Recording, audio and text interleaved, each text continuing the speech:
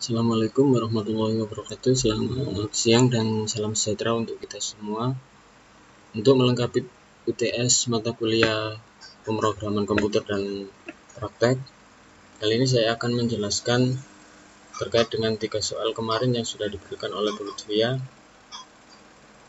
Untuk soal yang pertama adalah susunlah program untuk menginput jam keberangkatan dan jam kedatangan, kemudian menghitung serta mencetak jumlah waktu lama dalam perjalanan. Semua waktu dinyatakan dengan notasi jam, menit, dan detik. Catatan perjalanan dilakukan pada hari yang sama dan notasi waktu dalam satu hari adalah mulai jam 00 sampai dengan jam 24. Contoh, bila jam keberangkatan jam 8 lebih 45 menit 30 detik dan jam kedatangan jam 10 lewat 20 menit 17 detik, maka lama perjalanan adalah 1 jam 34 menit 47 detik. Artinya bila berangkat jam 8 lebih 45 menit 30 detik dan jam kedatangan jam 10 lewat 20 menit 17 detik, maka lama perjalanan adalah 1 jam 34 menit dan 47 detik. Oke, untuk soal nomor 1 saya akan menjelaskan flowchartnya terlebih dahulu.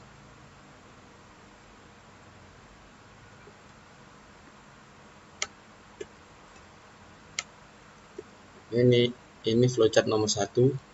Kita mulai dengan start, terus kita masukkan data jam keberangkatan, dilanjutkan dengan memasukkan data jam kedatangan. Setelah itu kita proses untuk menghitung selisihnya, yaitu selisih sama dengan jam kedatangan dikurangi jam berangkat. Dan selanjutnya kita cetak lama perjalanan, jam, menit, dan detik. Setelah itu selesai. Oke, selanjutnya saya akan menjelaskan tentang variabel yang ada di Dev C++ nya. Oke, ini untuk program DC++ yang nomor 1, yaitu pagar include iostream, dilanjut dengan pagar include conion.h. Selanjutnya using namespace std in main, terus kita masukkan in jam 1, menit 1, detik 1, jam 2, menit 2, detik 2, lama 1, lama 2, dan lama 3. Untuk selanjutnya kita masukkan data, masukkan jam keberangkatan, cout jam, cin jam 1, dan dilanjutkan cout menit dan cin M1, dan seterusnya dilanjutkan dengan detik. Dan selanjutnya kita masukkan data jam kedatangan, cout jam, cin J2, dilanjut untuk cout menit, cin M2, dan dilanjut cout detik, cin D2. Setelah itu kita masukkan untuk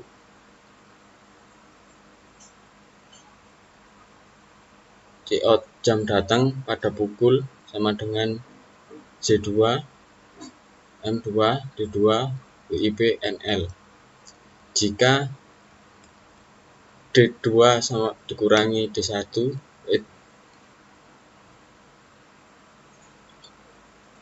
lama 1 sama dengan 60 plus D2 dikurangi D1. Dan dilanjut lama 1 sama dengan D2 detik 2 lebih kecil dari detik 1. Jika M2 dikurangi M1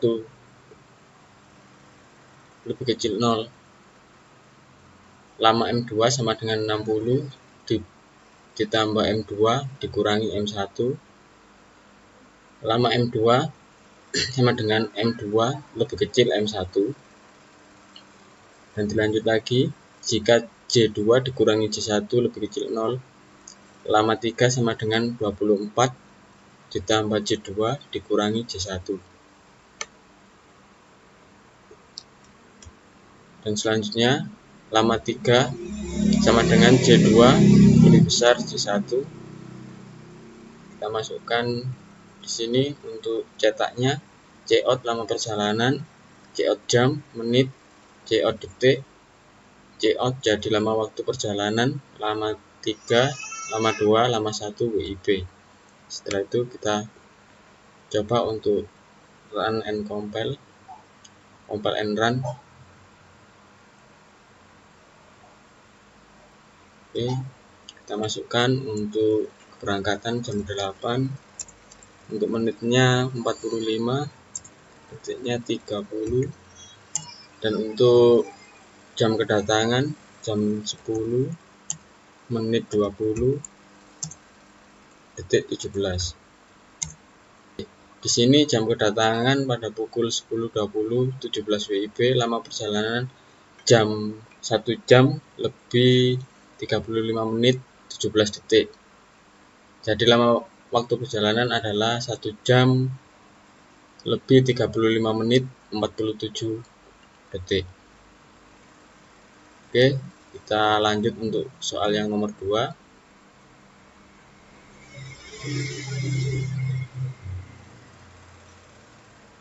Oke, untuk soal nomor 2, susunlah algoritma untuk menginput dua buah bilangan bulat yang masing-masing merupakan jumlah dan harga satuan suatu barang yang dibeli. Kemudian cetak harga yang harus dibayar apabila berlaku ketentuan sebagai berikut. 1. Harga barang sama dengan jumlah barang kali harga satuan. Kedua, harga yang harus dibayar sama dengan harga barang dikurangi potongan. Dan ketiga, potongan dihitung sebagai berikut. Bila harga barang lebih dari 1 juta rupiah, maka mendapat potongan sebesar 10% dari harga barang. Bila harga barang 500.000 sampai 1 juta rupiah, maka mendapatkan potongan 5% dari harga barang. Bila harga barang kurang dari 500.000 rupiah, maka tidak mendapat potongan atau potongan sama dengan 0 rupiah. Oke, langsung kita ke flowchartnya terlebih dahulu. Untuk nomor 2.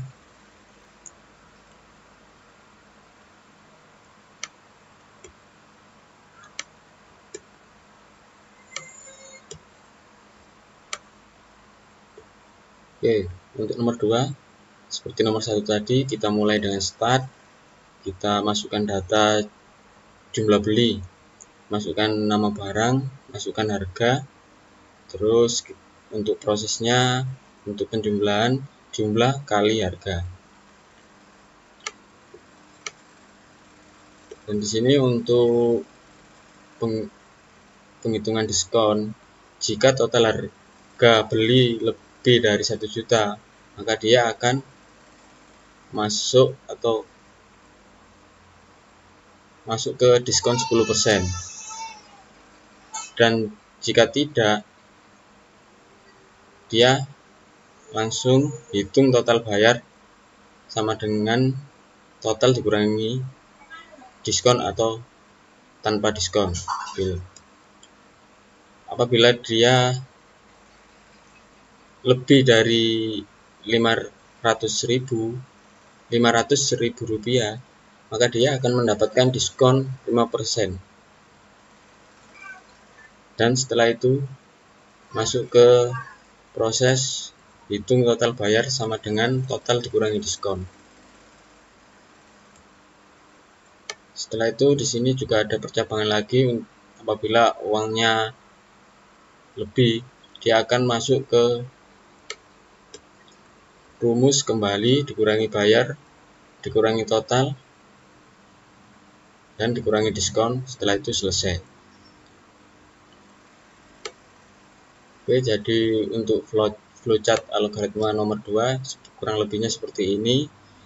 Untuk selanjutnya saya akan menjelaskan yang ada di program DevC++. Oke, untuk soal nomor 2 program DevC++-nya.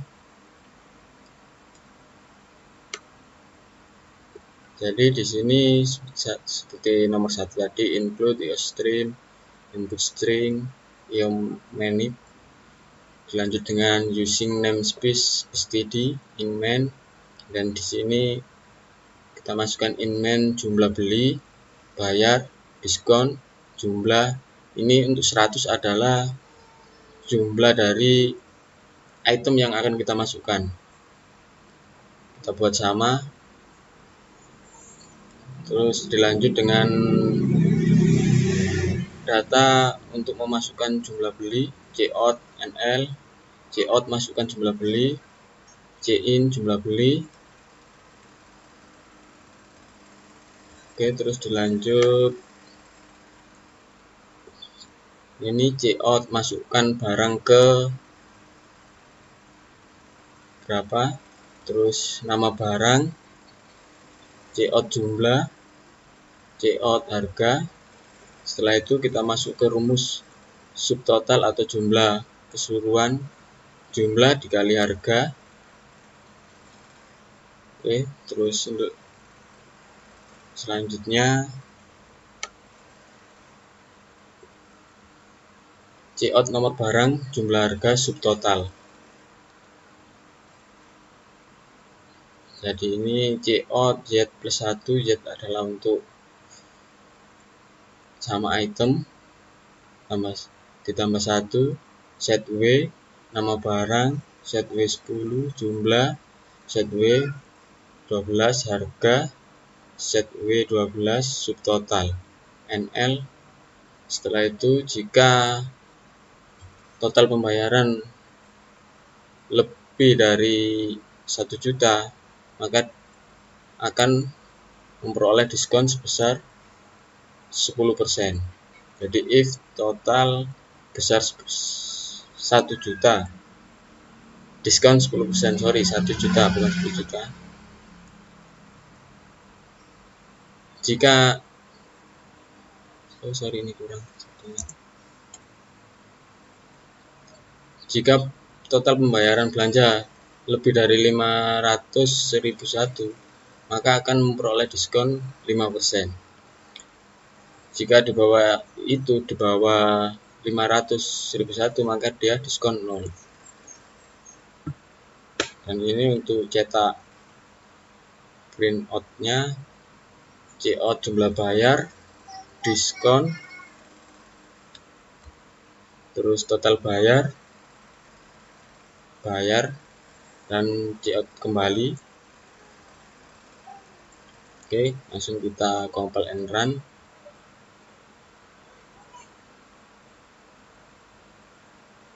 Oke, di sini kita masukkan jumlah beli. Jumlah beli ada jumlah itemnya, kita buat misalnya 5. Oke, masukkan barang ke 1, misal kita nama barang, kita beli TV, jumlahnya 1, harganya 1,5 juta. Enter. Untuk kedua, nama barang kedua kita buat contoh adalah kasur, jumlahnya 1, kita harganya 500.000. Oke, kita masukkan barang ketiga, tekan buku, enter, jumlahnya 5, harganya 5.000, enter. Dan keempatnya adalah pensil, jumlah barangnya 3, harganya 1.000. Oke, dan yang terakhir barang kelima adalah penghapus, enter, 1, harganya 1.000. Oke, enter. Oke, di sini dari kelima item itu kita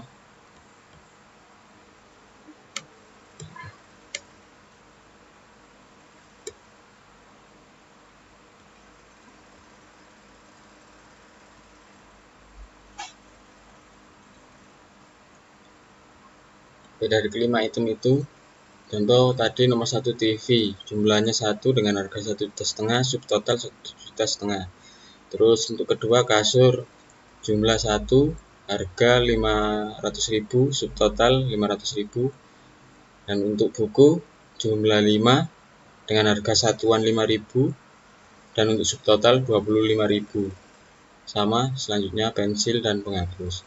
Jadi jumlah bayarnya adalah 2 juta, diskonnya 200.000, total bayar 1.800.000. Oke, kurang lebihnya untuk program nomor 2 seperti itu. Selanjutnya kita lanjutkan untuk soal yang nomor 3. Oke, untuk soal nomor 3, susunlah algoritma untuk menginput sebuah bilangan bulat yang menyatakan jumlah M kubik air pump yang digunakan, kemudian cetak harga yang harus dibayar apabila berlaku ketentuan sebagai berikut.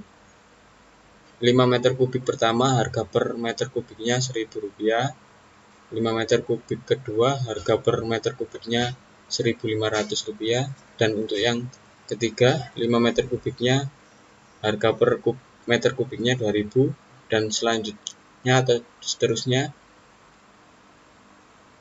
per meter kubiknya adalah Rp3.000.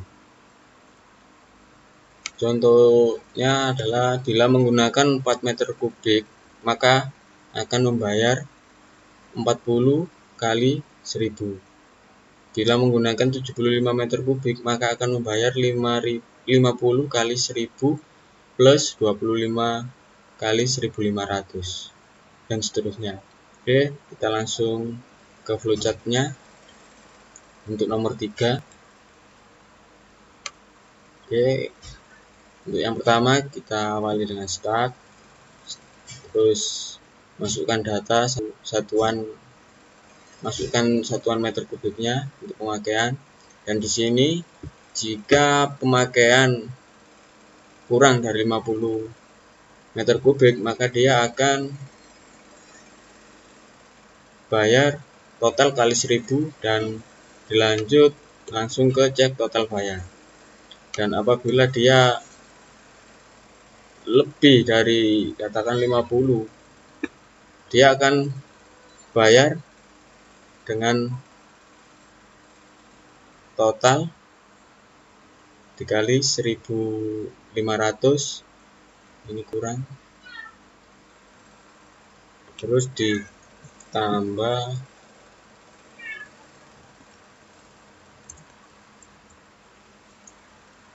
dengan total jam pertama.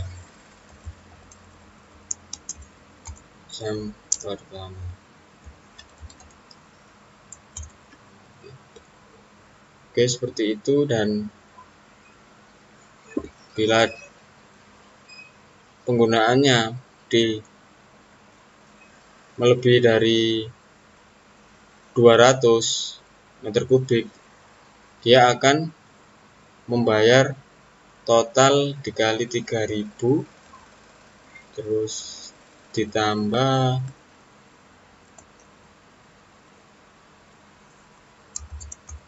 total jam pertama dan ditambah jam kedua, total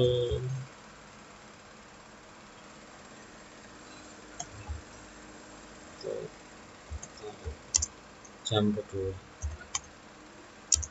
Setelah itu cetak pembayaran dan selesai. Oke, kita langsung lanjut ke variabel DevCPlus-nya untuk soal nomor 3. Ini soal nomor 3. Terus, untuk yang pertama kita masukkan include studio.h in main in abc. Di sini masukkan debit air, meter kubik, scanf, persen D dan A. Jika A kurang dari 50, B sama dengan A plus 1000. Dan jika A kurang dari 100, maka A dikurangi 50 dikali 1.500 plus 50.000. Dan jika A kurang dari 150, B sama dengan A dikurangi 50 dikali 2000 plus 50.000 plus 75.000. Nah, jadi 50.000 ini adalah total untuk pembayaran jam pertama, dan 75.000 ini total pembayaran jam kedua apabila penggunaan sudah melewati dari jam pertama dan jam kedua. Setelah itu dia akan dikalikan untuk 2000. Oke, dan seterusnya untuk cetaknya, pemakaian pertama meter kubik Rp 1000, pemakaian kedua meter kubik kali 1500, pemakaian ketiga meter kubik 2000. Pemakaian selanjutnya dia dengan harga per meter kubiknya adalah 3000, dan selanjutnya green F yang harus dibayar. Oke, kita compile and run. Oke, kita ambil contoh, misalnya kita buat untuk 40 meter kubik. Enter. Di sini dia akan membayar 40.000 karena dia tidak melampaui dan tidak masuk ke, katakan tidak sesuai dengan pemakaian pertama yang harus misalnya 50, dia masih 40, tapi dia tetap dikenakan 1000. Jadi dia yang harus dibayar adalah 40.000. Oke, untuk contoh yang kedua kita coba untuk 75 meter kubik. Oke, di sini dia harus membayar 87.500. Dia untuk yang pertama kita dikenakan 50 meter kubik dikali 1000. Setelah itu yang 25 meter kubik dikalikan 1500, dan setelah itu dijumlah, untuk totalnya adalah 87.500. Oke, demikian yang bisa saya sampaikan. Kurang lebihnya saya mohon maaf sebesar-besarnya. Waalaikumsalam. Assalamualaikum warahmatullahi wabarakatuh.